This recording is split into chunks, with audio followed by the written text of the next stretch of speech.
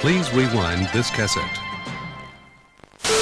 Oppenheimer vs. Barbie, the ultimate box office grudge match of 2023. Who will win?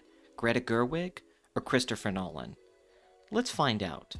So in this video, I'm going to be looking at the pros and cons of both movies, what benefits the film financially, what I think the critical reception will be, and just overall, will these films catch on? Will both of them bomb? Will both of them do well? We don't really know yet. It's hard to tell. There is tracking for both films, and we have a general idea. Greta Gerwig, all of her films recently have been critically acclaimed and done well. Christopher Nolan, outside of his recent film Tenet, has mostly a pretty great track record at the box office and with critics. So you have to assume that Oppenheimer, being based off a Pulitzer Prize-winning book, being based off a major event in history, should be better received than Tenet was, which was an original science fiction film. The pros for Barbie. Well, Margot Robbie and Ryan Gosling as Barbie and Ken has immediately become a meme and taken over the internet.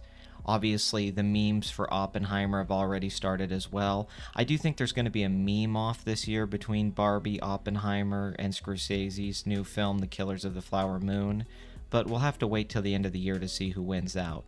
But obviously, the look of the film, the design, it's already kind of become this iconic thing. You see it happening on the internet, and in a way that the film feels very self-aware about. I think that Greta Gerwig purposefully made a lot of decisions here to turn into memes. So I think that in an online sense is helping the film. In a general sense, I think the fact that it's based off a major IP like Barbie, which the Super Mario Brothers movie was as well.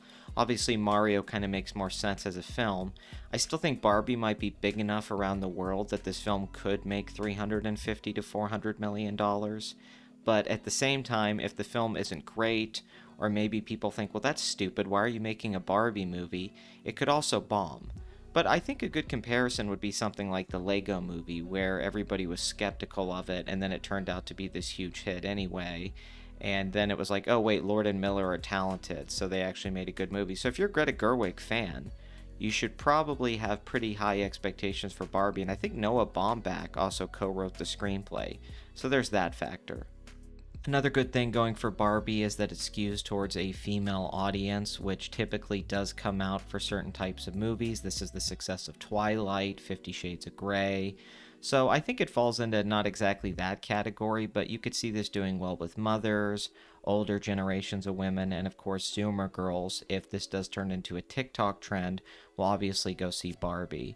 So I think that's just a positive for the movie that Oppenheimer doesn't have. I think Oppenheimer's going to skew more male, and you have to wonder how many men are going to rush out to go see this 3-hour historical biopic, even if the hype around the film is Christopher Nolan going to launch a bomb in real life? What's the bombing sequence going to look like? And the last good thing for Barbie, I just have to say, is I don't know, I just don't think it really has any competition in what it's doing. You know, I think a lot of the other films this year are Marvel films or DC films or animated films. Barbie's one of the only live action major IP films to come out this summer with a relatively high budget and an A-list cast. So it does have a novelty factor going for it, and it's not a remake like The Little Mermaid. It is an original film, it's just based off something. So the pros for Oppenheimer, obviously Christopher Nolan, his name alone gets people in the theater. His name alone brings a lot of hype to a project, a lot of mystery, although I think his allure has definitely, dropped off quite a bit from where it was 10 years ago, but nobody stays on top forever. You can't blame Christopher Nolan for not being at the peak of his powers when like Dark Knight and Inception came out. But still, he's a name. I mean, just the fact that his name's on the poster, his name's in the trailers, that should get you $30 million opening weekend. Do I think he can bring in many people outside of that on the opening weekend? I'm not sure. I'm going to lean towards no. I'm going to say that I don't think this is going to get the casual audience member to go see the movie. Now, if they hear good things about it and the word of mouth starts to spread, I do think that could help the film. The cast of Oppenheimer, which they are not utilizing enough in the marketing, but you got Robert Downey Jr., Cillian Murphy, Florence Pugh, Emily Blunt, Matt Damon. I mean, it's a pretty loaded cast. A lot of these people are fairly big stars and have been in major movies, but I've noticed in the trailers they're primarily focusing on Cillian Murphy or Matt Damon. I think a little bit more Robert Downey Jr. could honestly help this movie at the box office, because I'm assuming he's in the film for at least 20 minutes of it, you would have to think. So, I don't know, it can help the film because you see these quality actors in this Christopher Nolan film. You assume that they're going to be very good in the movie and that the film itself is probably up to a certain level of quality. So I think that helps the film, but not in a major way. Outside of Matt Damon, I don't think anyone in this movie is somebody who can open a film to a big opening. And honestly, Matt Damon hasn't had a movie do that in a long time either. Another positive that I would say is in Oppenheimer's corner is the fact that I do think the film is probably going to be critically acclaimed. I do think it is going to get Oscar nominations. I'm not sure why they didn't release this movie in the fall. It doesn't feel like a summer release to me. I know that Christopher Nolan always likes to release his films during the summer, but I think about Dunkirk a few years ago where it made $500 million, but I think if he had released it later in the year, he had a higher chance of winning Best Picture.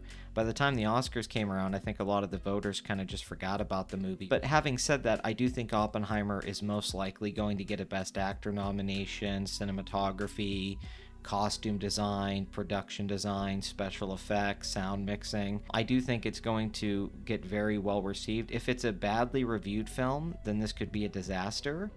But just from the trailers and the general sense you get about the movie, I'm assuming this is going to be more of a Christopher Nolan film like The Prestige or Memento, where it's very much loved and people like it, and that does spread goodwill.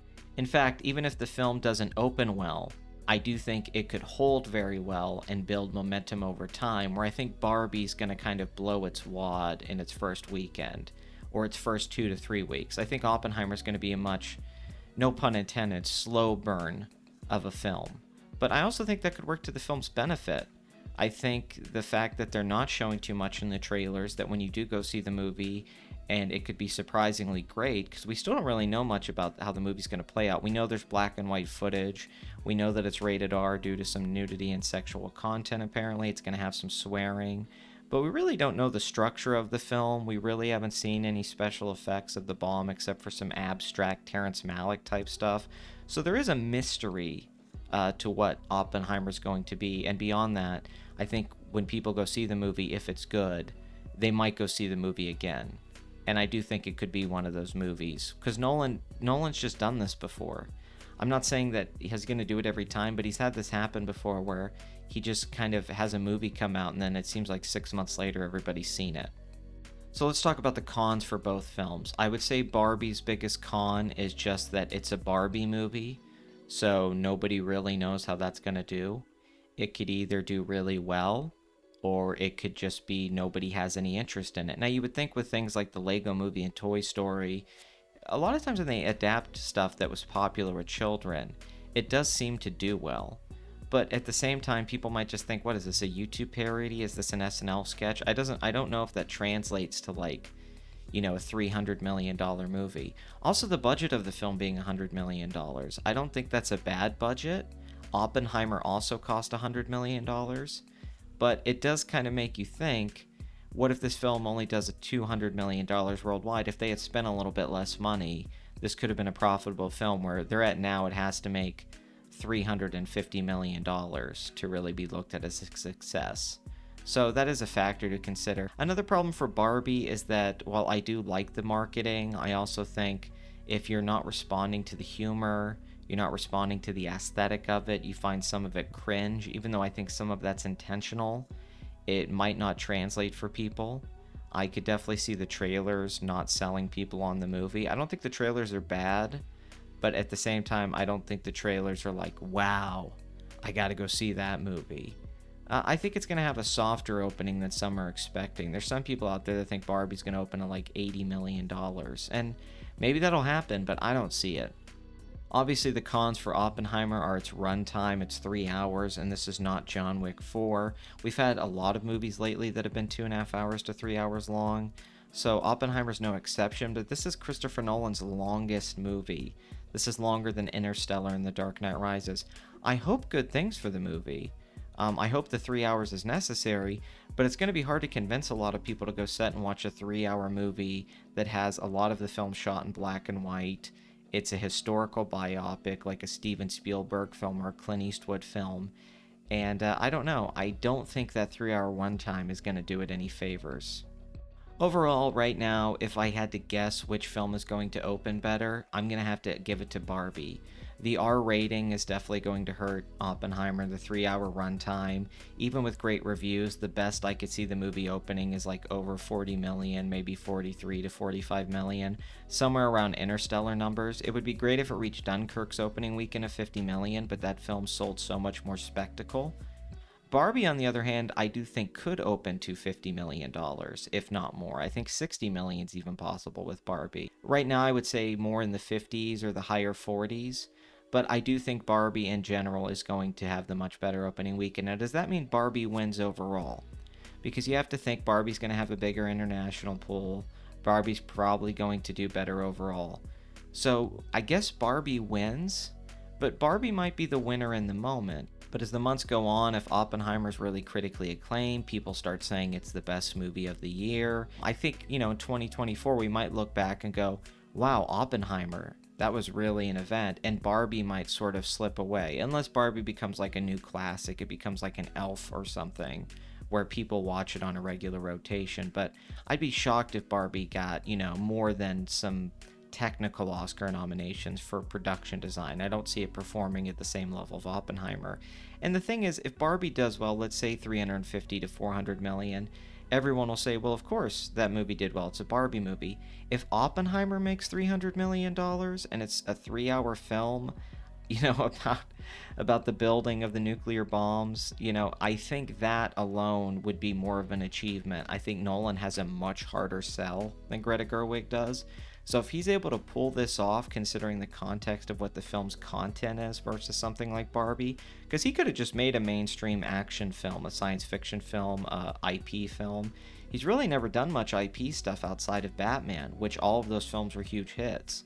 So he's taking much more of a risk here. So if he does get rewarded for this, I do think it's way more of an achievement than if Barbie's successful, because I think a lot of people could make a Barbie movie and it could do well if it was good. Oppenheimer, on the other hand, I think is specifically a very Christopher Nolan thing, where he can take unconventional things or a unique filmmaking style or narrative choices and turn them into a mainstream hit, like nobody else has been able to for the last 10-15 years. He's really in kind of a class of his own when it comes to that sort of thing. Alright, so all that's left is for you guys to tell me in the comments what you think. Do you think Barbie is going to win out at the box office and critical reception? Do you think Oppenheimer is going to be king? What film do you think is going to be better? What do you think about the trailers for both movies? Do you think the marketing has been good for either one of them? I'm kind of mixed on the marketing for both, but I do think Barbie has a slight edge. I do think the trailers are better. I do think the Ryan Gosling stuff is really funny and does work. And on the other hand, I think Oppenheimer, while it has good marketing, it's not up to snuff with Christopher Nolan's other films. Thank you for watching. Please like and subscribe, and I hope you guys have a great day.